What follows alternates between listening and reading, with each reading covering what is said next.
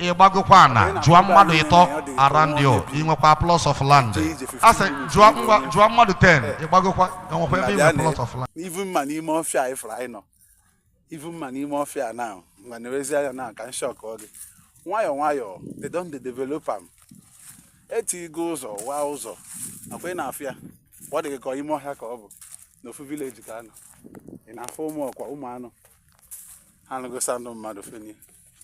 A queen of fear. Food development, I go. I'll keep going an age ego wire. I have plot to say, I have plot to say, okay, for now, age ego wire, Bubete say block. Rowasa block. Okay, for now, so maybe don't give a face. Not quite the name all the name more here, the name more here. Not the name, or the name more here. Add the name more here. Add the name more here. The colony go me invest. In more here, in be more here. You may be an 300,000. Billy. Room safe corn. Man, you want opportunity go and kegi. Tata. Now me ali on now one ali on wagi.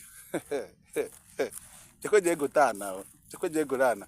Ngwa ge ke fu ke be mo so kuri just geze ye be mo so. Ibagukwana, Juamadu ito around you. Inwekwa plus of land.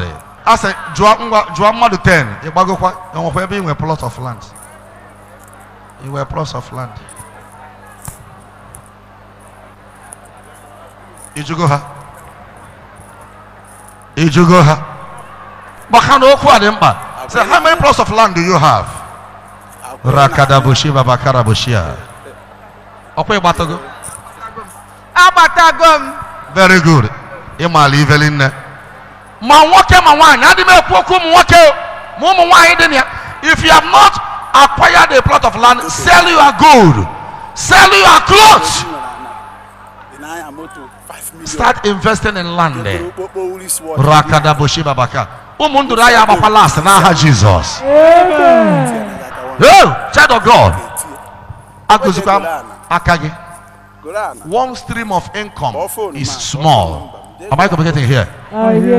Now, this time around, I pray for enlargement.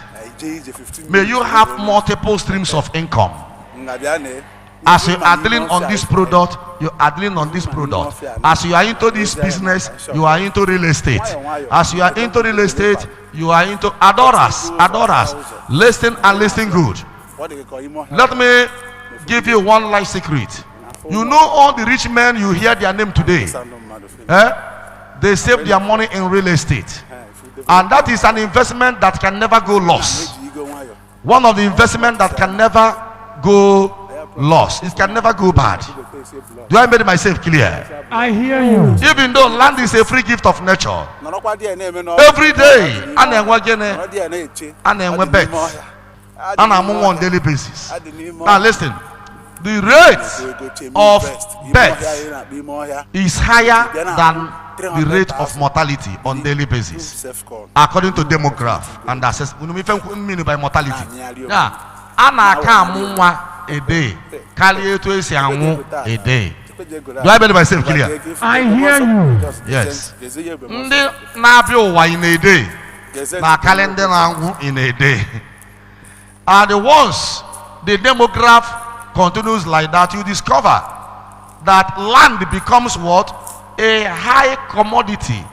Because as you are born and you grow up, you must find somewhere to live. That's why real estate business is highly lucrative. Am I communicating here? I hear you. So sell your good, sell your rich watch. If you don't have plots of land and you are riding big vehicles, sell that car, sell that big vehicle. Have patience. Time shall come when you will come to me and say, what? That day will monster. Thank you very much. How many plots of land did you have? 5 million. Very good. Tell them. Many of them.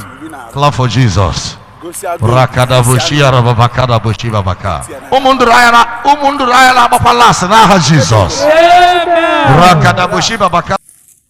Phone number. Go Tana.